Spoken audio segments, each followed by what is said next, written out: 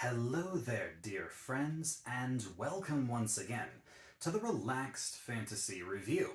Today, we're going to be doing another beginner character build for those who may not be as familiar with the game or who might indeed be playing their first ever character. Today, we're going to be covering, in the old days, what was considered the weakest class in D&D, the Ranger.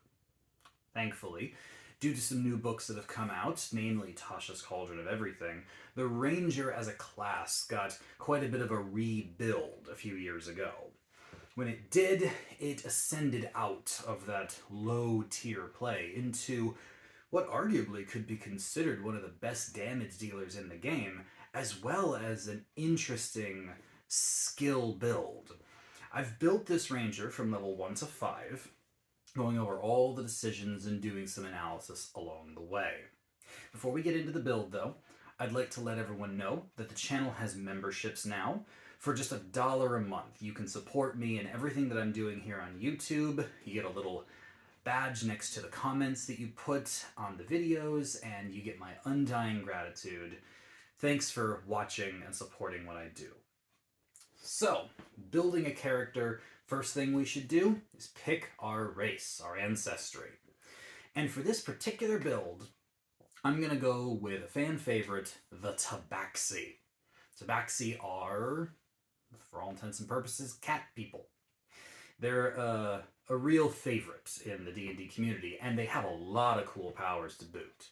First of all, they have cat claws, which means that they can unarmed strike for 1d6 damage rather than the standard 1. This is a nice little buff if they don't have weapons. It just makes them a little more deadly. Nice.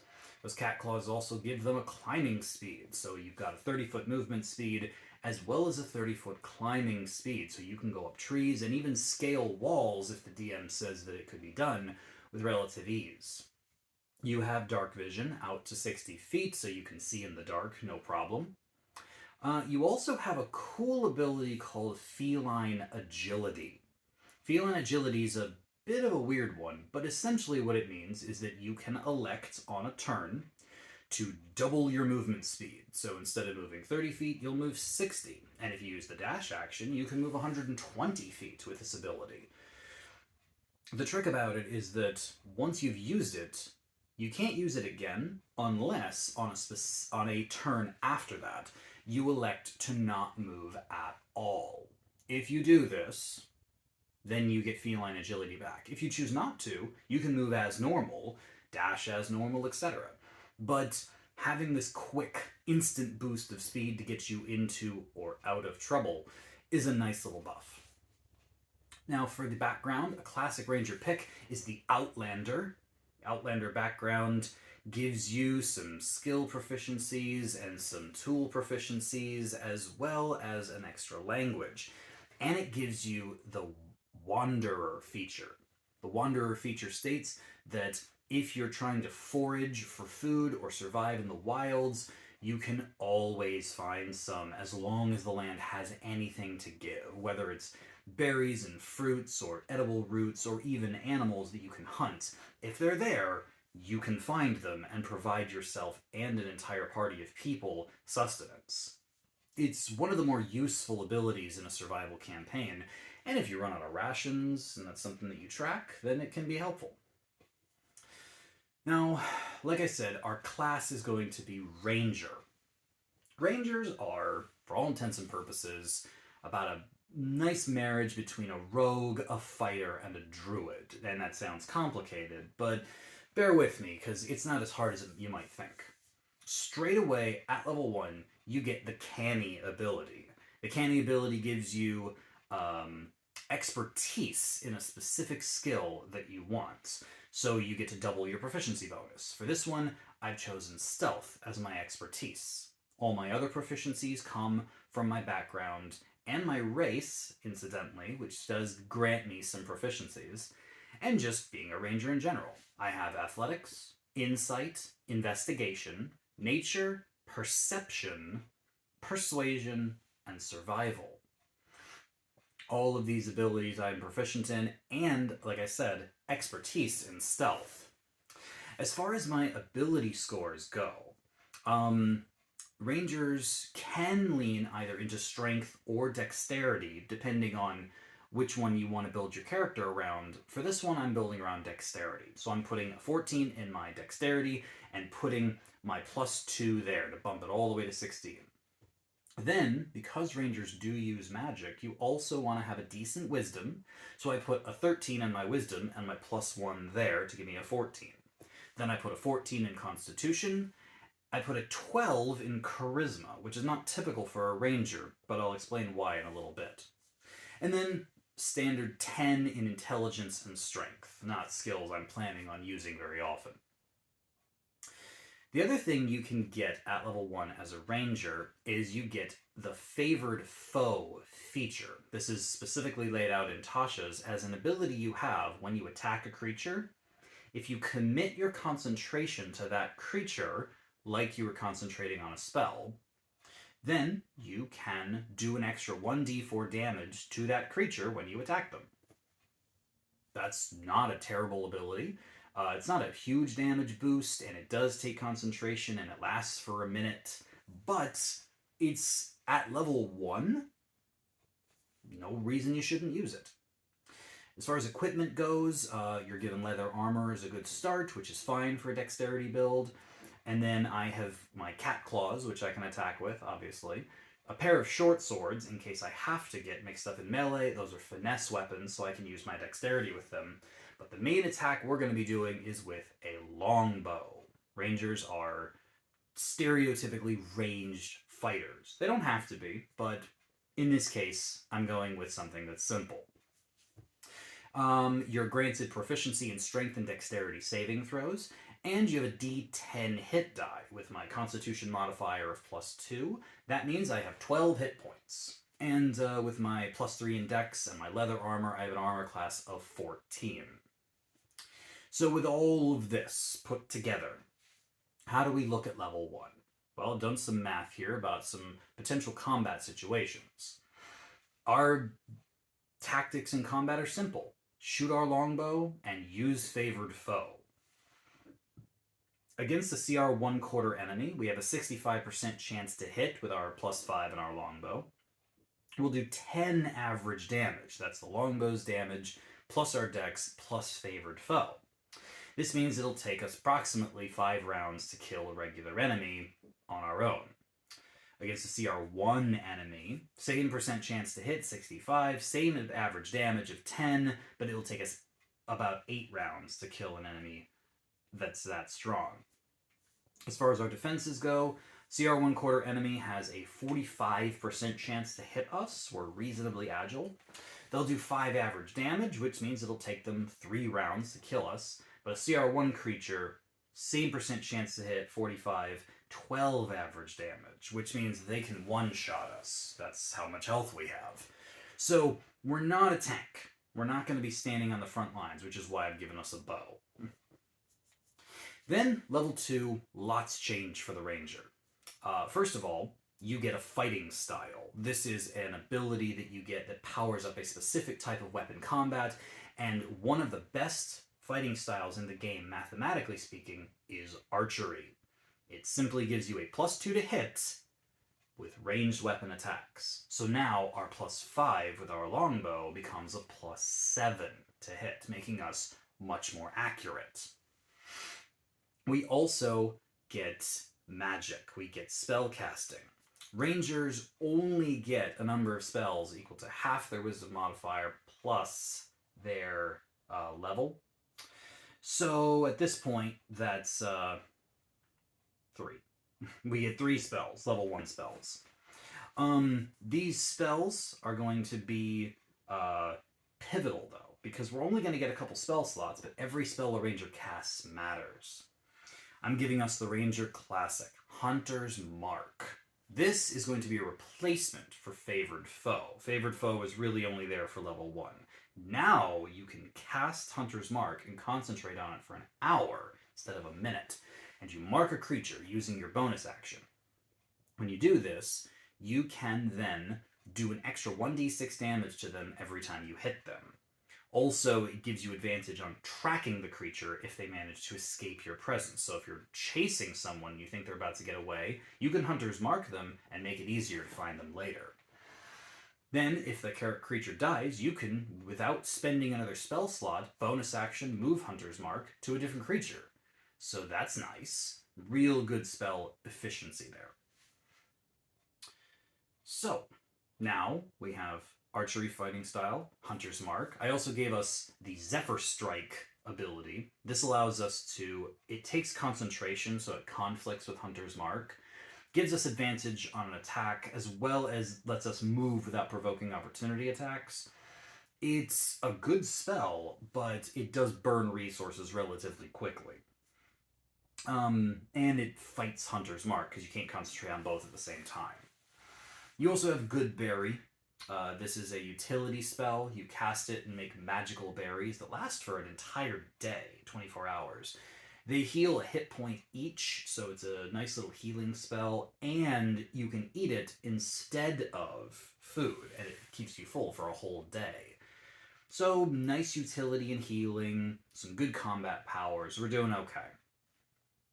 Then level 3 comes along, and more changes, because now we get our subclass. And I've chosen what I believe to be one of the simplest yet most powerful subclasses for the Ranger, the Fey Wanderer.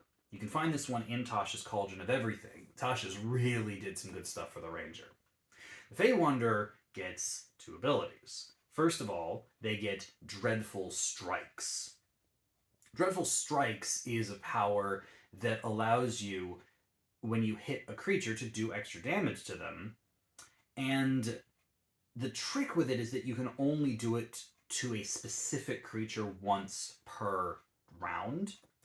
Meaning that if you have more than one attack, you have to attack multiple targets in order to use this to its full effectiveness. Which isn't the most ideal way to fight, but for a Fey Wanderer Ranger, you just want to shoot multiple people. Right now, you can only shoot once anyway, so whatever. The other thing you get is Otherworldly Glamour. This is the reason why I gave us a tiny little bump in Charisma. Because Otherworldly Glamour, when you make Charisma checks, it allows you to take your Wisdom modifier and add it to those Charisma checks. So now, my character's proficient in Persuasion. For example, they add a +2 to their Persuasion checks, and they get a +1 from their Charisma, which is +3, which is But now, they can add their Wisdom modifier to it as well, which is a +5. That's actually a lot better. That's a 10% increase on hitting whatever it is you're trying to achieve. So, yeah, your Ranger, weirdly enough, can actually be relatively charismatic. So lean into that a little bit for roleplay purposes, and you might be surprised how well it goes. You're still working with first level spells here. You do get some extra spells from your subclass from Fey Wanderer. At this point, you get Charm Person, which is certainly not a bad one. But yeah, so you're doing okay. Let's go over our what combat's going to look like for us here at level 3. We've gained Hunter's Mark, like I mentioned earlier, and we've gained Dreadful Strikes. This is going to help us in the damage department. It's a little bump from Favored Foe. We also have improved our accuracy with the Archery Fighting Style. So overall, against a CR1 enemy, we're going to hit 75% of the time. We're going to do 14 damage when we hit, on average. And that means it'll take us 6 rounds to take down a CR1 enemy. The CR3 enemy, same percent chance to hit, 75. Same damage, 14. That's 8 rounds to kill them. So we're still not quite there when it comes to dealing a crap ton of damage. We're doing a little bit better here and there. As far as defense goes, a CR1 creature will hit us 45% of the time, do 12 average damage, and our health has gone up a few times, so we're going to take 3 rounds for the CR1 enemy to kill. Against the CR3 enemy, though, they're going to hit us 50% of the time, do 24 average damage, which will take 2 rounds to take us out, but after just 1 hit, we're likely to be on death's door. So Still not quite tanking, if you know what I mean. Now, level 4. At level 4, you get an ability score increase or feat. And some of you may be expecting this, considering I'm building an archery build. And what archer is complete without the sharpshooter feature? The sharpshooter feat does a couple things. First of all, it allows you to shoot at the full range of your weapon. Every ranged weapon has 2 ranges. The normal range, where you're supposed to be shooting, and the long range, the full range of the weapon. And if you attack above the normal range but below the long range, you can still shoot an enemy, but at disadvantage. Sharpshooter negates that disadvantage.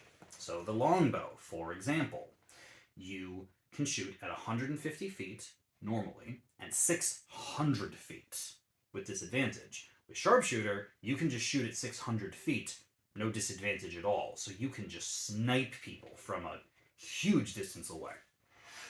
It also allows you to ignore cover that is either half cover or 3/4 cover. So basically, if the enemy is in anything except total cover, so if they're just peeking their head around, or if their shoulder is visible, or their leg is, anything's visible at all, if they're not behind total cover, you can hit them just as easily as if they were standing in the open. That's impressive. But the most impressive thing about sharpshooter is this. You can elect, every time you shoot, to take a -5 to your hit chance. Well, our hit chance is +7 with archery, so that would put our hit chance down to +2, which is not the greatest chance to hit, but when we do this, we can add a +10 to the damage of our attack, which almost doubles its power.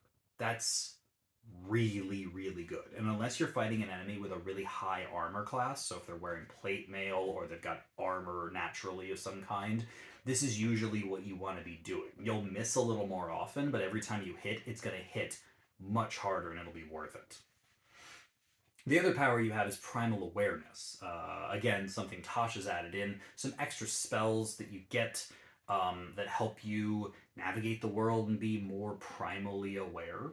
For level 1 spells, you get Speak with Animals. So that's cool. You can just go up to the squirrels and ask them what they've seen or that you can find something, and they might help you out, especially since you have some decent persuasion on your side.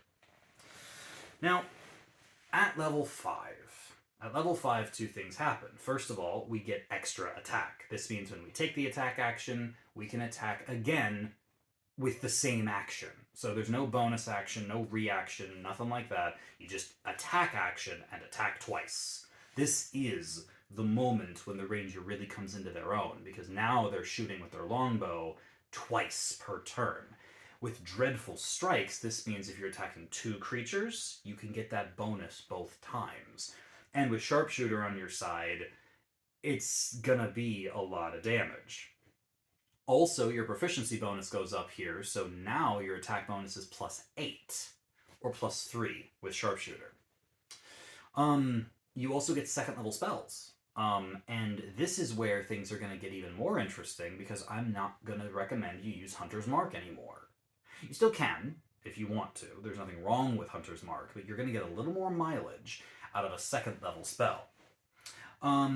You're going to get Beast Sense from your Primal Awareness, and you're going to get Misty Step from your subclass, Fey Wanderer. Primal Awareness is giving you decent spells for utility. Misty Step is a phenomenal spell. Like, you're gonna use that one if you're ever in a pinch. But the spell I'm choosing from 2nd level is Summon Beast. This was granted to the ranger when Tasha's Cauldron of Everything, again, doing wonders for the ranger, gave them more spells. The Summon Beast spell is a concentration spell, which is why you can't mix it with Hunter's Mark. But you summon a beast onto the field, either one of land, sea, or sky. And if you summon a sky beast, it has a flying feature where it can do something called flyby, where it can fly in. It has a 60-foot flying speed, so it can fly in, attack someone, and then fly back away without provoking opportunity attacks. Very, very useful for just adding a little bit of damage every round and giving you a flying scout. and just extra damage that you can command, no action required, no bonus action, nothing. The beast stays around for an hour, and if it does happen to get shot out of the sky, it's a second level spell slot to summon another one. So here we are at level 5. Our beast summoned onto the battlefield, extra attack, dreadful strikes, sharpshooter, all in one package. I did the math, and this is what it looks like. Against a CR2 enemy, our beast has a 65% chance to hit, and us with our longbow and sharpshooter has a 55% chance to hit. In total, assuming all the creatures we hit, if the beast's attacking someone and we're shooting 2 other targets or whatever, we are going to do 51 damage on average between all of those damaging features. This means that a CR2 creature with that amount of health being drained from them will die in 2 rounds. A CR5 creature, we've got a 55% chance to hit with the beast, a 45% chance to hit with our bow, 51 average damage, 3 rounds to take down a boss monster. Now we're doing some serious damage. Our tankiness hasn't improved significantly. CR2 creature has a 45% chance to hit us, doing 18 average damage. They can kill us in 3 rounds, which is still not as fast as we're killing them, so that's nice. And a boss monster, CR5, 60% chance to hit us, because our armor class hasn't gone up at all. 36 average damage, they'll kill us in 2 rounds, since we've got 44 hit points at this point. So, we're doing about as much damage as the enemies are, both the bosses and the regular ones, and we're holding our own. With Hunter's Mark, you can deal a little more damage yourself, but you're putting less onto the board with your beast. Also, if you wanted to summon a land beast to be a body that's going to take damage so you and your party doesn't have to, that's an option. I like the flyby feature a little more. Rangers feel like they're supposed to have a falcon on their arm. I'm not really sure why, but it's thematic and it makes sense. You got a +8 to hit with your longbow, and your climbing speed and your stealth expertise is going to come in handy. You're going to be able to get the drop on your enemies and just pummel them with attacks. And from a range of 600 feet with sharpshooter, yeah, you're going to be doing all right. Like, the ranger, especially once it gets extra attack and once it can get a feat like sharpshooter, really shines. So don't sleep on the ranger. Don't listen to the old internets. The ranger has grown into quite a potent combatant with some magic and some fun abilities to boot. Give him a shot. You will not be disappointed once you start really getting into the ranger. This has been the Relaxed Fantasy Review. If you enjoyed the video, please like and subscribe down below. Take a look out for that join button down there, and keep your eyes peeled for more character builds coming down the line soon. Have a good one, my friends.